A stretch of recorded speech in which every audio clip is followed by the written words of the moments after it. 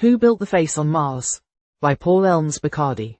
Narrated by Bathsheba Dutton Hargreaves. The story begins in 1976, with the Viking 1 orbiter hurtling through the Martian sky on a mission to capture the first high-resolution images of Mars.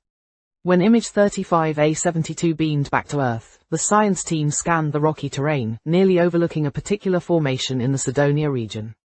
But then someone caught it, the unmistakable shape of a face, chiseled into the Martian surface, complete with what looked like eyes, a nose, and a mouth. The Viking orbiter had stumbled upon what looked like an ancient monument. Next to the face, other formations stretched across the Cydonia landscape in precise, geometric patterns. What appeared to be pyramids rose in the so-called city square, one of them, the D&M pyramid, an astounding five-sided, mile-and-a-half structure. Looming nearby stood a massive formation that some called the fortress.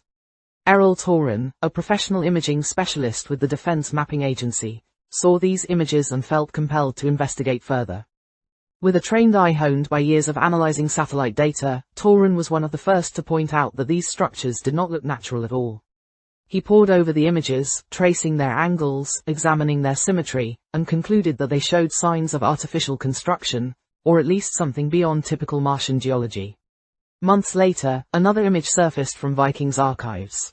This one was even clearer, and it showed the face under different lighting, with both eye sockets visible and distinct facial features more prominent. The public began to ask, was Mars once home to a civilization? And if so, why was it abandoned? Years went by, and in 1993, NASA prepared to launch the Mars Observer, a state-of-the-art spacecraft with advanced imaging capabilities, specifically tasked with mapping Mars in high detail. Hopes were high, and many in the space community were eager for it to reach Cydonia, to finally settle the mystery of the face. But 3 days before it was set to arrive, disaster struck. NASA issued a sudden announcement: the Mars Observer had gone silent. Communications were lost, they said, without warning or explanation. Officially, it was deemed a technical failure. But rumors soon spread among insiders. Unofficial sources hinted that the Mars Observer was still in operation, quietly transmitting images back to Earth. The speculation fueled theories that NASA and government agencies were hiding something Mars Observer might have captured in Cydonia. In 1998, the Mars Global Surveyor arrived on the scene, with its cameras trained on the infamous face. Finally, images arrived that could end the debate.